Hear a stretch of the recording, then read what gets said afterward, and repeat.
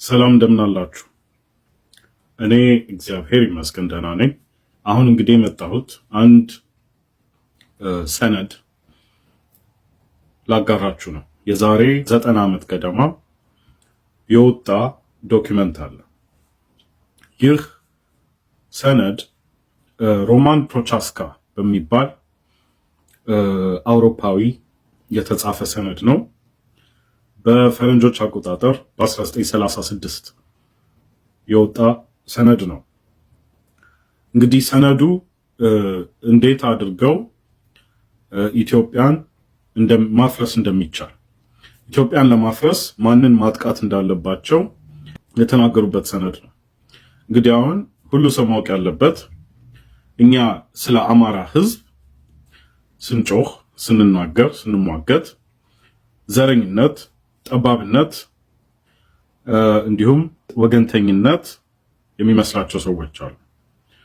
ሆኖም ግን ሐቁን ሲያውቁት ይህን አሁን ማሳያችሁን ዶክመንት ስትመለከቱት ብዙዎች ይህን ማታውቁ አሁን ይገለጥላቸዋል ብዬ እገምታለሁ። ይህ በሮማን ፕሮቻስካ ተጽፎ በ1936 በፈረንጆች የታተመ ሰነድ የሚናገረው ምንድን ነው? አማራ የሚባል ህዝብ ለቅኝ ገዦች አልመች ያለ አደገኛ ህዝብ ነው ይላል። እንደውም አፍሪካን መነስ ይላል። አፍሪካዊው ስጋት፣ የአፍሪካ አህጉር ውስጥ ያለው ለቅኝ ገዦች ስጋት የሆነ ህዝብ ብሎ ይገልጸዋል። እንደሚከተለው አንኳር የሆነውን ሐሳብ ከተጻፈው ላይ አነበዋለሁ። The animosity of the ruling Abyssinian tribe, the Amhara, towards foreigners, which has been growing steadily in recent years, is becoming evidenced to a most threatening extent in all relations and dealings with foreign powers and their citizens. ቀጥሎ ምን ይላል? The numerous peoples and tribes which inhabit the territory of the Ethiopian state and which differ in race, language, culture, and religion from the ruling minority of the Abyssinians proper, would long ago have thrown off the Abyssinian yoke if they had been given the right of self-determination. Instead, they are being forcibly kept cut off from European influences and from the advantages that progressive colonization could confer upon the country. ምን እያለ ነው? አማራ የሚባለውን ህዝብ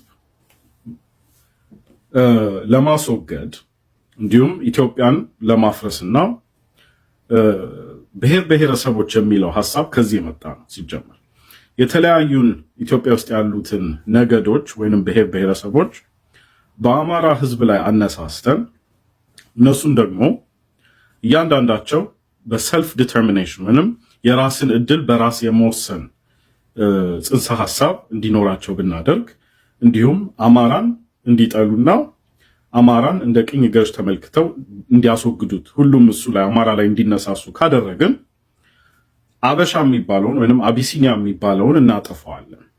ከዛም ሌሎቹ የእኛን የቅኝ ግዛት የኮሎናይዜሽን ፕሮግራም እንዲቀበሉና በእኛ ተጽዕኖ እንዲኖሩ ማድረግ እንችላለን ብሎ ያስቀምጠዋል። ይሄ ነው የዛሬ እንግዲህ 1936 ማለት ወደ 87 ዓመት ኦልሞስት 90 ዓመት ማለት ነው። ያኔ የወጣ ዶክመንት ነው። ዛሬ የኢትዮጵያ ህገ መንግስት ሆኗል።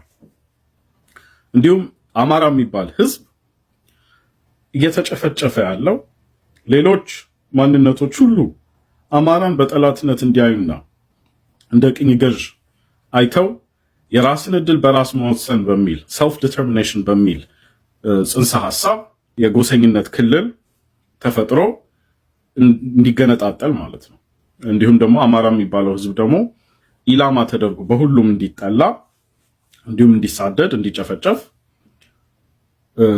በደም ዲዛይን ተደርጎ ያኔ በፈረንጆች በ1936 የተጠነሰሰ ተጽፎም አልቀረም ተሰርቶበት የኢትዮጵያ ህዝብ በዚህ ጽንሰ ሐሳብ የቅኝ ገዦች ኢትዮጵያን ለማፍረስ አማራንም ለማጥፋት ዘዴ በዘየዱ ሰነድ በሰነዱ ጠላት ኃይሎች ኢንዶክትሪኔት ተደርጎ ብሬንዋሽ ተደርጎ ለዚህ በቅቷል።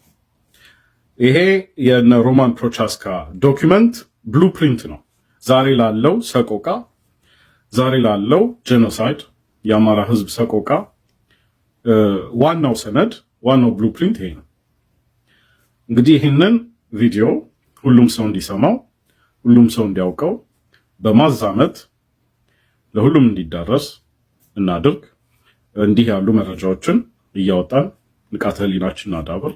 እኔ አጋራለሁ። ስለዚህ ፎሎ በማድረግ ዩቲዩብም ላይ ያለው በዩቲዩብም ያላችሁ እዛ ላይ እንድትከታተሉ እጋብዛለሁ።